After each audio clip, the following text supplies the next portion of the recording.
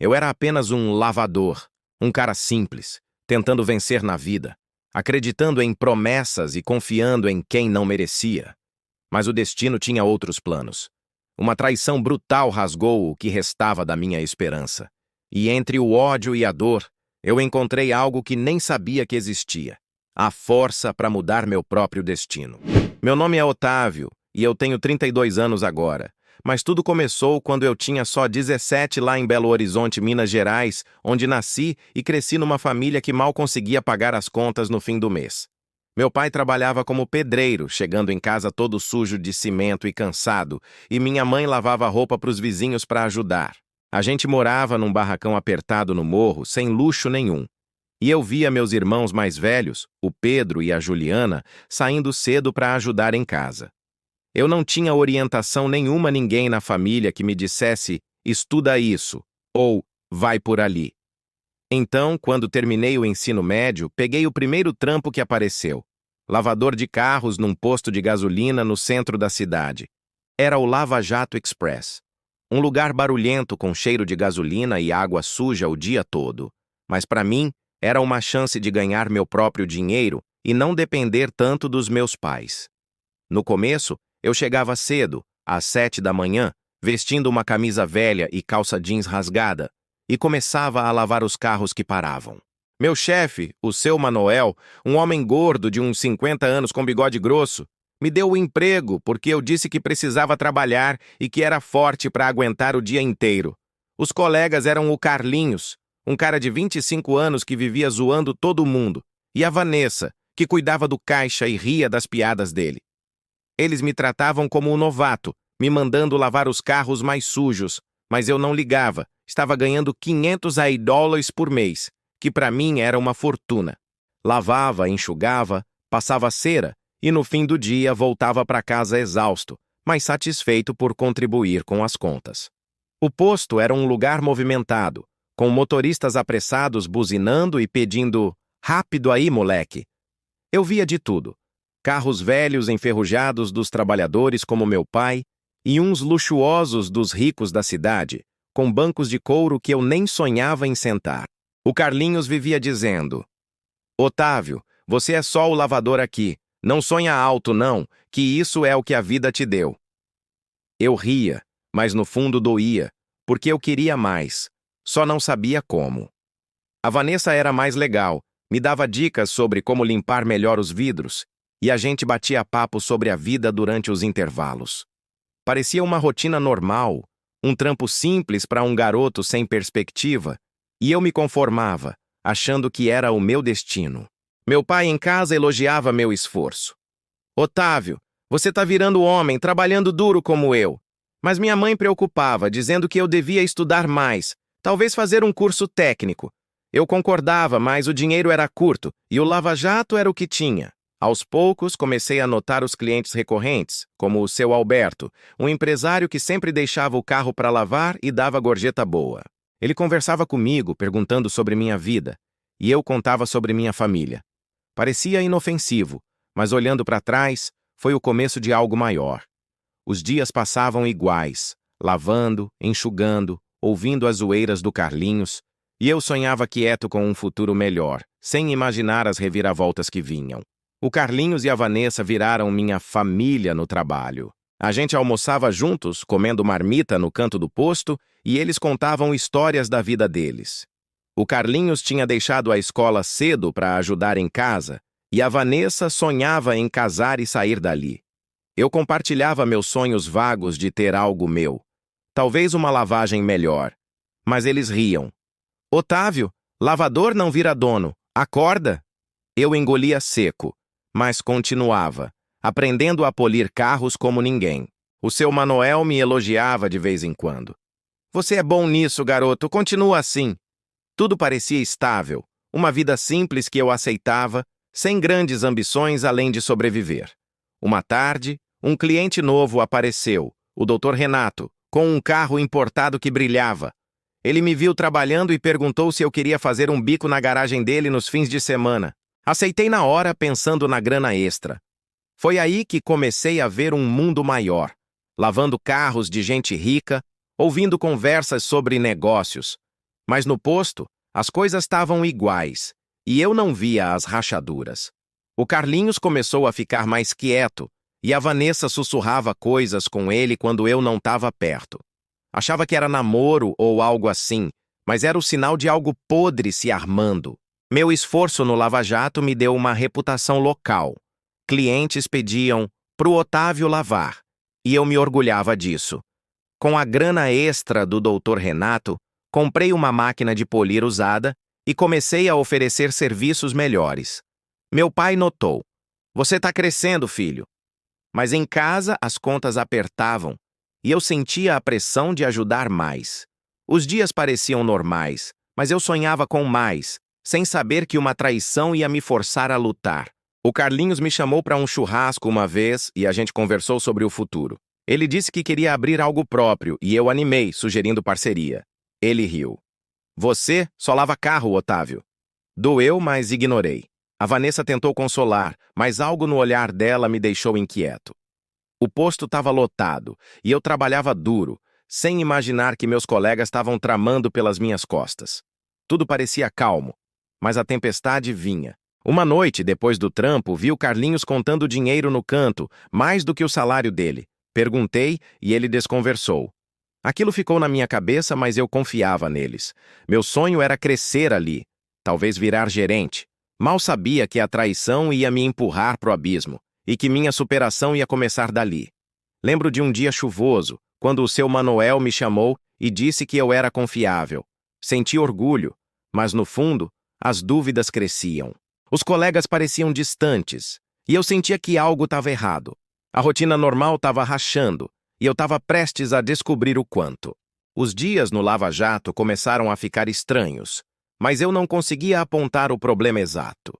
Continuava lavando carros, polindo até brilhar, mas o ar no posto parecia mais pesado, como se uma nuvem de desconfiança pairasse sobre nós. O Carlinhos, que antes zoava o tempo todo, agora ficava quieto, evitando meus olhares e respondendo com monossílabos quando eu puxava a conversa.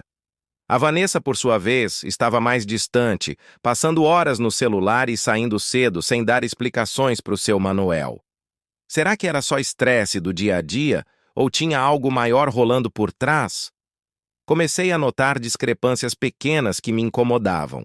Os produtos de limpeza sumiam mais rápido do que o normal, e quando eu checava o estoque, via que as caixas estavam pela metade sem motivo aparente. Uma vez peguei o Carlinhos contando um maço de dinheiro no canto do posto, longe dos olhos dos clientes.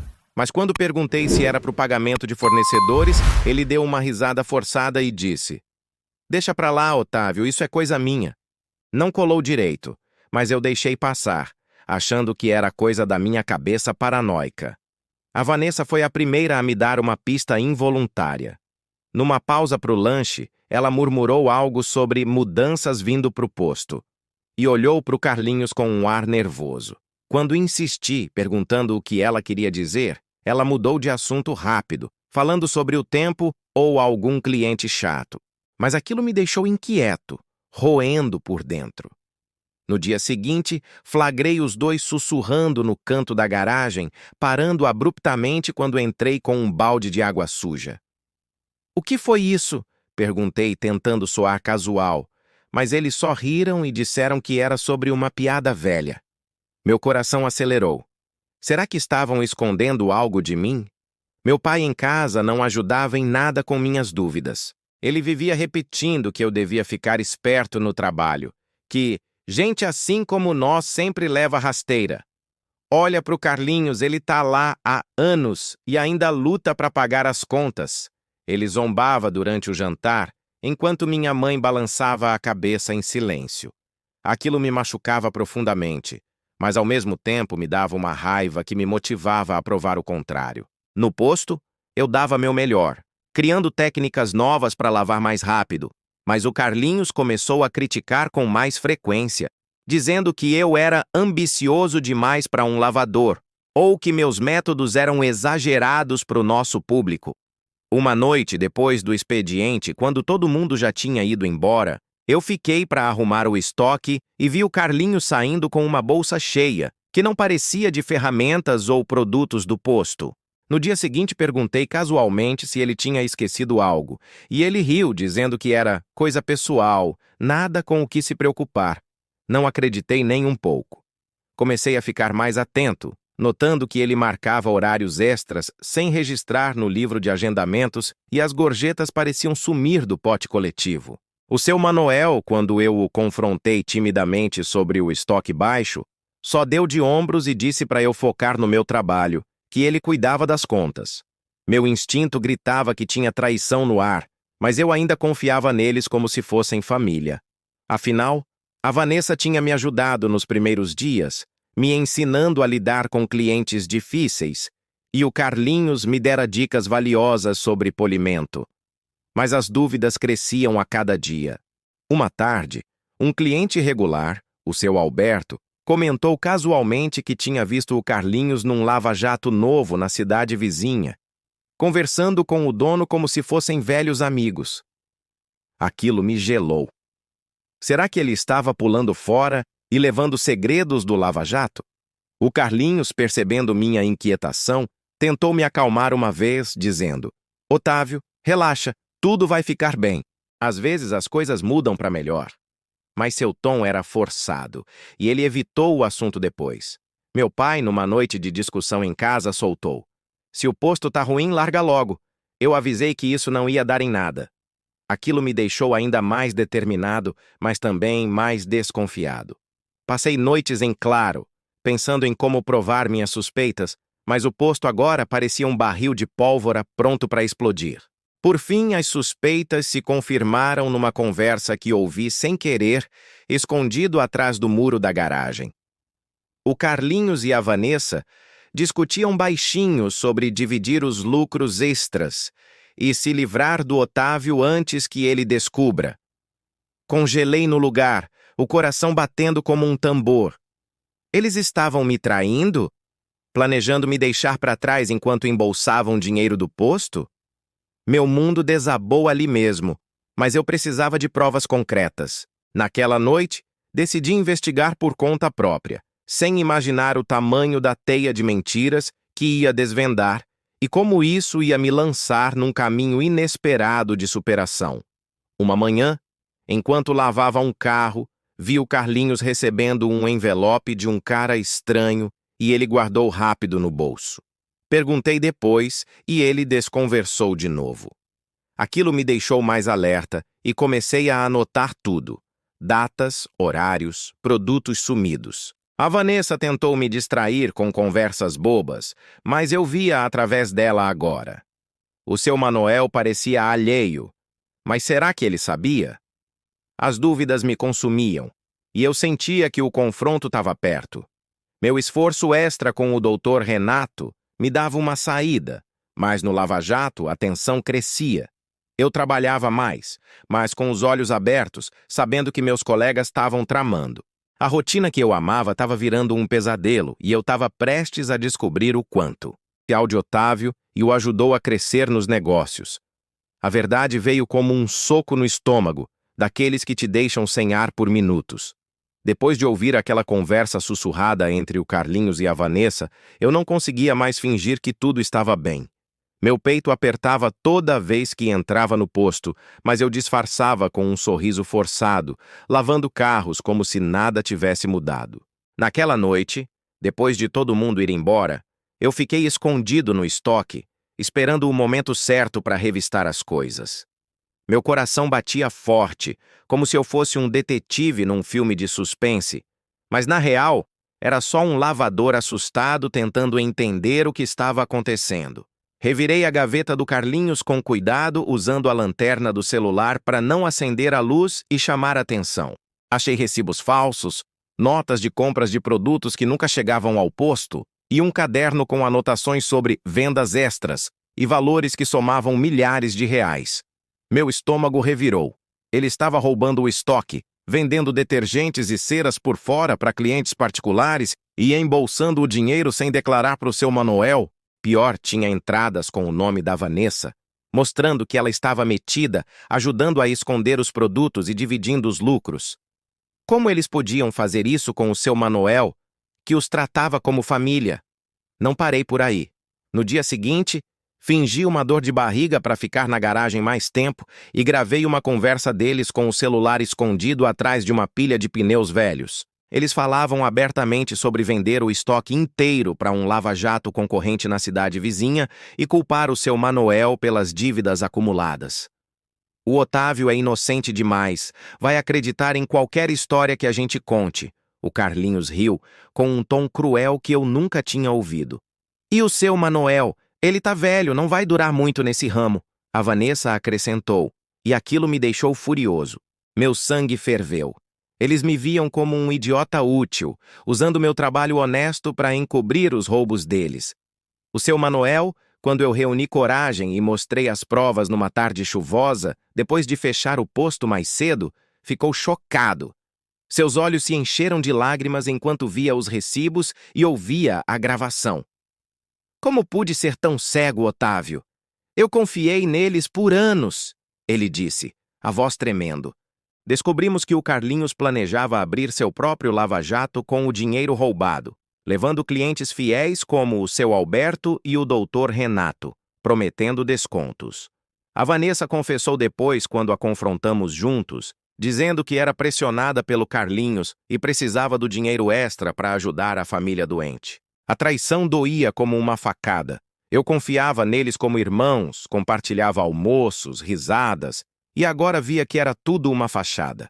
Meu pai, quando contei o que estava acontecendo em casa naquela noite, zombou de novo. Eu avisei, filho. Esse mundo de trampo é cheio de falsidade. Lavador não dá futuro, larga a mão. Aquilo me quebrou por dentro, mas ao mesmo tempo me deu uma força que eu não sabia que tinha. Decidi não desistir do meu sonho. Com as provas em mãos, fomos à polícia juntos, o seu Manoel e eu. E o Carlinhos foi detido por desvio de bens. O posto quase fechou as portas por causa das dívidas, mas o seu Manoel me promoveu a gerente na hora dizendo: "Você salvou isso aqui, Otávio. Seu esforço e sua honestidade valem ouro." Mas a reviravolta maior veio quando o doutor Renato, um cliente fiel, apareceu por acaso, no meio daquela bagunça toda. Ele estava na cidade negociando frotas de carros para sua empresa e ouviu falar do drama do Lava Jato por um amigo local. Ele entrou no posto pedindo um serviço urgente para os carros dele, e como o Carlinhos já estava fora, eu assumi. Nervoso como nunca, mas com as mãos firmes, fiz um polimento incrível, inspirado nas técnicas que eu via em vídeos online, com detalhes que realçavam o brilho.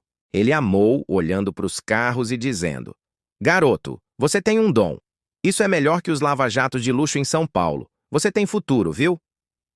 Meu mundo virou de cabeça para baixo, de traído e subestimado, anotado por um empresário rico.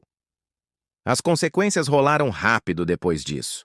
O Carlinhos perdeu tudo, incluindo sua reputação na cidade, e a Vanessa se mudou para longe, envergonhada.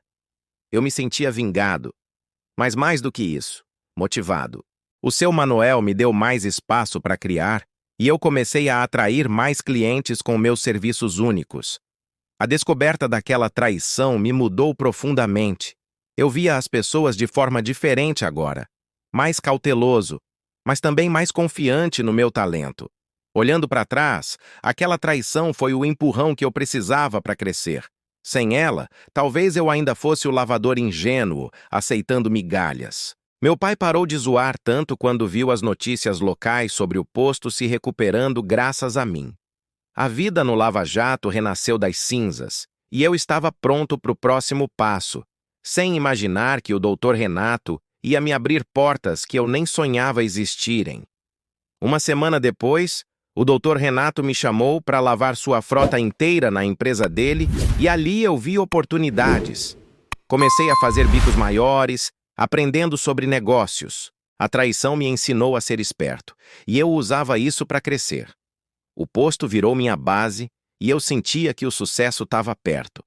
Lembro de uma noite conversando com meu pai, quando ele admitiu: "Otávio, você está mostrando que eu estava errado." Aquilo me deu forças. E eu continuei, com as dúvidas virando determinação. A descoberta foi o turning point, e eu estava pronto para o que viesse. Não podia deixar aquela traição passar em branco. Com as provas no meu celular, os recibos falsos, as anotações e a gravação escondida, eu reuni coragem e decidi confrontar o Carlinhos e a Vanessa no posto vazio, depois do horário de fechamento. Meu coração batia como um martelo no peito, enquanto eu esperava eles terminarem o último carro do dia.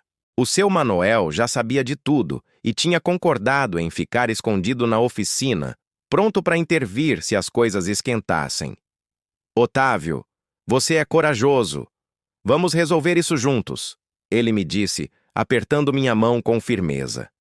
Quando as luzes principais foram apagadas e os clientes foram embora, eu chamei os dois para o canto da garagem.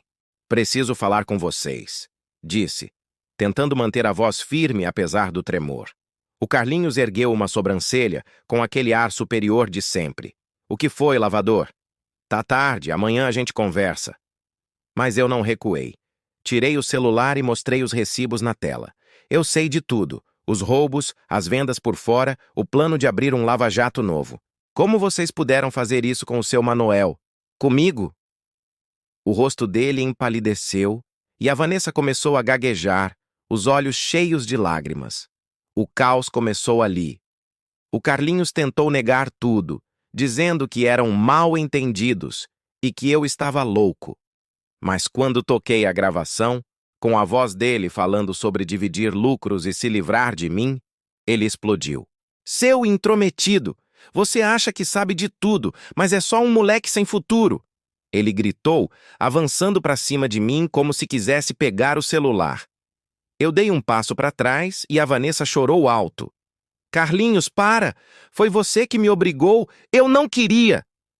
O seu Manoel saiu da oficina nesse momento, o rosto vermelho de raiva. Seus traidores! Depois de tudo que fiz por vocês! O confronto virou um furacão de acusações e lágrimas. O Carlinhos tentou se justificar, dizendo que o posto estava falindo e que ele precisava do dinheiro para a família. Mas era mentira. Os recibos mostravam luxos como viagens e compras caras. A Vanessa desabou, confessando que ajudava por medo de perder o emprego, mas que se arrependia. Eu me sentia traído até a alma. Vocês me zoavam, me chamavam de lavador sem graça, mas eram vocês os falsos o tempo todo. Minha voz tremia, mas eu ficava firme, sabendo que a verdade estava do meu lado. A polícia chegou minutos depois, chamada pelo seu Manoel enquanto o Carlinhos ainda gritava. Eles foram levados algemados, o Carlinhos soltando ameaças. Você vai se arrepender, Otávio! Vou te ferrar! Mas as algemas dele calaram a boca. A Vanessa tentou me abraçar, pedindo perdão que eu não dei. Naquela noite, sozinho no posto vazio, refleti sobre tudo. A dor da traição, as críticas do meu pai, as dúvidas que me corroíam. Mas, no fundo, sentia uma vingança doce. Meu esforço, que eles ignoravam, tinha salvado o dia. Dias depois, o Dr. Renato voltou ao posto, trazendo sua frota inteira para lavar, e me indicou para amigos empresários. Meu serviço virou hit entre eles, e eles me chamavam para eventos particulares. O Carlinhos foi julgado e condenado por desvio, perdendo a licença de trabalho, e a Vanessa pediu perdão por carta, mas eu ignorei. A confiança quebrada não se conserta fácil. O seu Manoel me fez sócio minoritário do Lava Jato, reconhecendo que sem mim o posto teria fechado.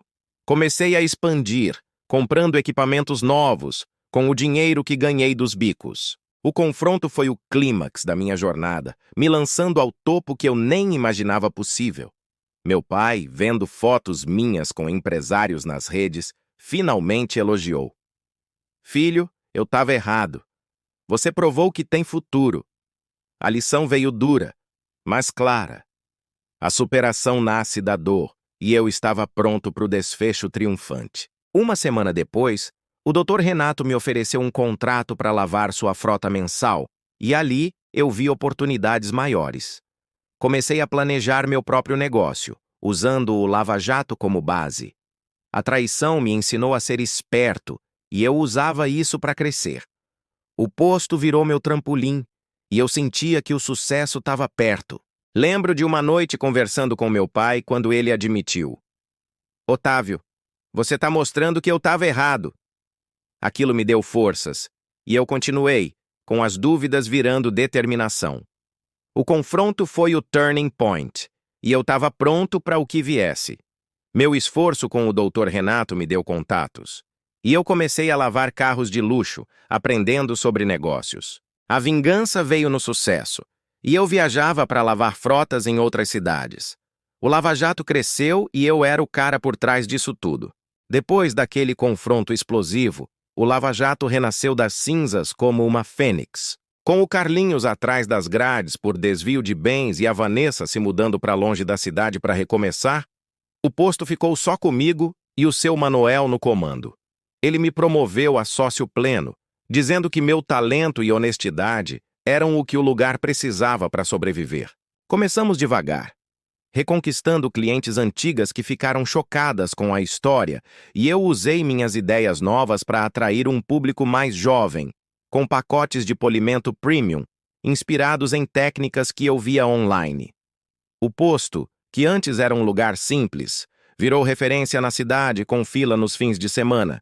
Meu pai, que sempre duvidou, pediu desculpas numa noite emocionante em casa. Otávio, eu estava errado. Vi você na TV local falando do posto e me orgulhei. Aquilo curou uma ferida velha, e minha mãe chorou de felicidade. O seu Manuel se aposentou aos poucos, me deixando o negócio inteiro, e eu expandi, abrindo filiais em cidades vizinhas, empregando jovens como eu era, lavadores cheios de sonhos, mas sem chances. Hoje, sou dono de frotas de carros de luxo que alugo para eventos, atendendo empresários como o Dr. Renato, que virou meu parceiro em negócios. A traição me ensinou lições duras sobre confiança.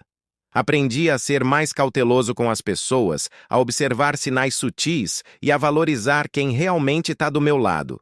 No começo, tinha noites de insônia, revivendo as zoeiras do Carlinhos e as mentiras da Vanessa. Mas transformei isso em combustível. Hoje mentoro meus funcionários contando minha história para motivá-los.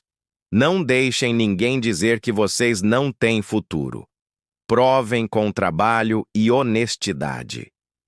Meu império cresceu, e eu viajo para seminários de negócios compartilhando minha jornada. Refletindo sobre tudo, vejo que a dor da traição foi o catalisador da minha superação. Sem aquelas reviravoltas, talvez eu ainda fosse o lavador ingênuo, aceitando migalhas. Desombado e subestimado, me tornei dono de um negócio próspero, atendendo clientes que o Carlinhos só via na TV. A vingança veio sutil, no sucesso que conquistei. Não precisei pisar em ninguém, só acreditei em mim quando ninguém mais acreditava. Às vezes, penso no Carlinhos, que saiu da cadeia e agora trabalha num emprego qualquer longe do ramo. Ele tentou me contatar uma vez, pedindo emprego, mas eu recusei educadamente. O passado ensina, mas não perdoa tudo. A Vanessa mandou uma mensagem anos depois, dizendo que mudou de vida, mas ignorei. Meu foco agora é no futuro. Expandir as frotas para todo o estado, talvez lançar uma linha de produtos de limpeza com meu nome. A jornada foi dura, cheia de lágrimas e noites sem dormir, mas valeu cada segundo. E a maior lição de tudo isso? Não desista dos seus sonhos por causa das vozes negativas ao redor. Elas podem vir da família, de colegas ou até de dentro de você mesmo. Supere as dúvidas. Enfrente as traições de frente. E o futuro que te disseram que nunca viria pode se tornar maior do que você imaginava. Hoje, rio por último, com chaves de carros na mão e uma empresa no nome, provando que sim, lavador pode virar dono quando se tem garra. Uma reflexão que carrego é sobre resiliência. Cada zoação do Carlinhos me fortalecia. Cada dúvida do meu pai me empurrava. Hoje dou palestras em escolas contando para jovens que o esforço vence tudo. Minha família está bem, com casa nova que eu comprei, e eu sinto paz. O sucesso me trouxe desafios novos como gerenciar equipes, mas eu amo. O Dr. Renato virou mentor, me ensinando sobre investimentos. A traição foi o fogo que me forjou e eu saí mais forte. Lembro de um dia passando pelo Lava Jato original, agora modernizado, e sentindo orgulho. O Carlinhos pediu ajuda uma vez, mas neguei. Justiça é assim. Minha vida é prova que superação existe. No fim, a reflexão é: transforme dor em poder. Eu fiz. E você pode também. Minha história termina aqui, mas o futuro continua brilhando.